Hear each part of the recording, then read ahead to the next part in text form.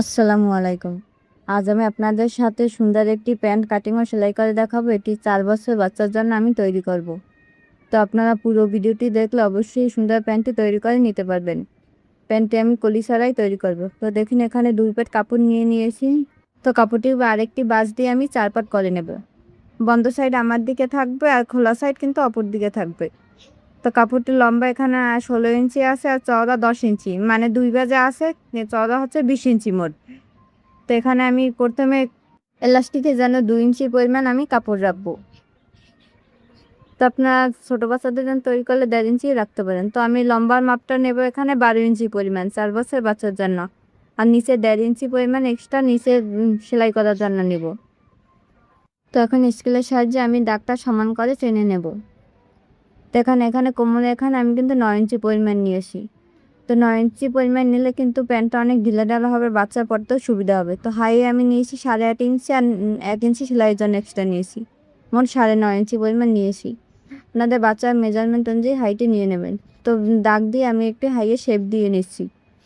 তো নিচে আমি এখানে রানের অংশে 7 ইঞ্চি পরিমাণ নেব আর 1 ইঞ্চি আমি সেলাই করার জন্য এক্সট্রা নেব। তো দাগটা আমি সমান করে টেনে নেব। তো প্যান্টটি এখন কাটিং করে নেব। আপনারা যারা সেলাই কাজের নতুন তারা এই ভিডিওটি দেখলে সুন্দর করে প্যান্টটি তৈরি করে নিতে পারবেন যে কোনো বয়সের জন্য। শুধু একটু বাড়িয়ে কমিয়ে নিলেই হবে মাপটা। তো এই যে আমাদের প্যান্ট কাটিং করা শেষ। তো আপনাদের সেলাই করে দেখিয়ে দিচ্ছি। তো কাপড়টি সুন্দর করে মেলে নিলাম। তো আগে হাইয়ের অংশ সেলাই করে নেব।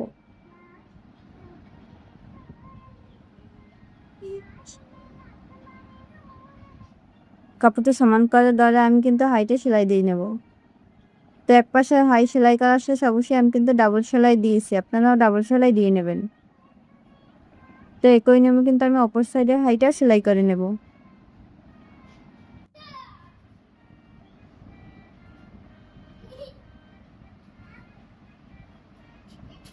তো আমি এই সাইডে হাইটাও কিন্তু সেলাই করে নিয়েছি।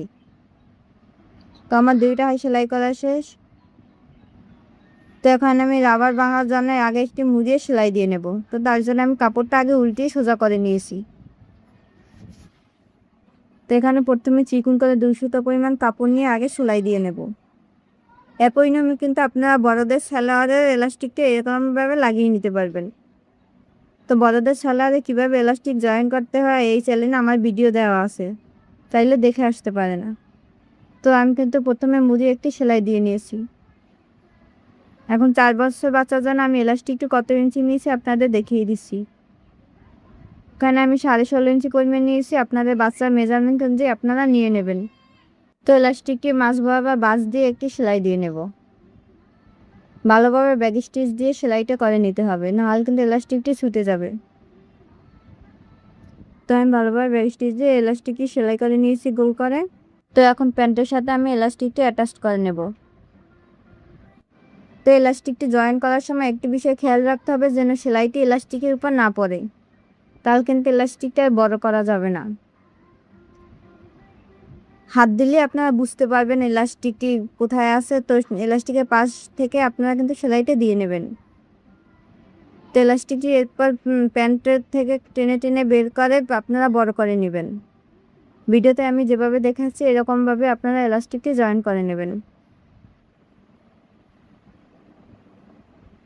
এলাস্টিকটি টেনে টেনে বের করে তারপর আপনারা সেলাইটা দিয়ে নেবেন। এই নিয়মটি ফলো করে যে কোনো সাইজের আপনারা এলাস্টিক লাগিয়ে নিতে পারবেন। অন্যরকমভাবে এলাস্টিক লাগানো যায়, তো আমার কাছে এরকম সহজ মনে হয়েছে তাই আমি এরকমভাবে লাগিয়ে নিয়েছি। তো এখন এলাস্টিকটি লাগানোর শেষে চতুর্দিক সমান করে নিয়েছি আমি টেনে টেনে। তো এখন মাঝ বরাবর একটি সেলাই দিয়ে নেব। তো মাঝ বরাবর সেলাই দেওয়া যায়, একটি হাত কিন্তু আমার সামনে থাকবে আরেকটি পিছনে থাকবে, টেনে ধরে কিন্তু সেলাইটা দিয়ে নিতে হবে। সেলাইটা না দিলে কিন্তু আপনার এলাস্টিকটি কুঁচকে যাবে। অবশ্যই আপনারা চেষ্টা করবেন একটা সেলাই দিয়ে নেওয়ার। তো আমি সেলাইটা দিয়ে নিয়েছি, দেখুন আমার সেলাইটা কত সুন্দর হয়েছে। তো আমি এখন রানের অংশটা সেলাই দিয়ে নেব। তো তার আগে আমি একটু মাপ দিয়ে দেখে নিচ্ছি আমার লম্বাটা কত আছে। তো আমি এখানে লম্বা নিয়েছিলাম 12 ইঞ্চি পরিমাণ। তো তো 12 ইঞ্চিতে আমি একটি দাগ দিয়ে নিয়েছি। তো এখন আমি রানের অংশটা সেলাই করে নেব। এই প্যান্টটি সেলাই করা খুবই সহজ, একবার দেখলে আপনারাও তৈরি করে নিতে পারবেন। তো একটি ছোট একটি বাঁশ দিয়ে তো আরও একটি বাঁশ দিয়ে আমি একটি পায়ের অংশ সেলাই করে নিয়েছি। তো একই নিয়মে আমি আরও একটি পায়ের অংশ সেলাই করে নেব। এই ভিডিওটি দেখে আপনারা যে কোনো বয়সের জন্য একটি প্যান্টটি তৈরি করে নিতে পারবেন, শুধু একটু বাড়িয়ে কমিয়ে নিলেই হবে, লম্বাটা বাড়িয়ে কমিয়ে নিলেই হবে। তো আমার ভিডিওটি কেমন লাগছে অবশ্যই কমেন্ট করে জানাবেন, আর ভালো লাগলে আমার চ্যানেলটি সাবস্ক্রাইব করে দেবেন। তো দেখুন দুইটা পায়ের অংশ কিন্তু আমি সেলাই করে নিয়েছি। তো এখানে দুই পা সমান করে ধরে নিচে সেলাইটা দিয়ে নেব। তো এখানে আমি 7 ইঞ্চি নিয়েছিলাম রানের অংশটা, তো আমি 1/2 ইঞ্চি বাড়িয়ে 7.5 ইঞ্চি পরিমাণ নিয়েছি। তো এখানে আমি হাইয়ের মাপ নিয়েছিলাম 8.5 ইঞ্চি, এখানে একটি দাগ দিয়ে আমি হাইটে সমান করে নিয়েছি। তো এই সাইডে আমি 7.5 ইঞ্চি পরিমাণ একটি দাগ দিয়ে নিয়েছি। তো একটি সেলাই দেওয়ার পর আমি আরও একটি সেলাই দিয়ে নেব। অবশ্যই আপনারা কিন্তু ডাবল সেলাই দিয়ে নেবেন। তো দেখুন আমার প্যান্টটি সেলাই করা শেষ। তো বাড়তি কাপড়টা আমি কেটে নেব। কেটে নিয়ে প্যান্টটি উল্টিয়ে সোজা করে নেব। এই যে আমার প্যান্টটি তৈরি করা শেষ। তো কত সহজে এই প্যান্টটি আমি তৈরি করে নিলাম, চাইলে আপনারা প্যান্টটি তৈরি করে নিতে পারবেন।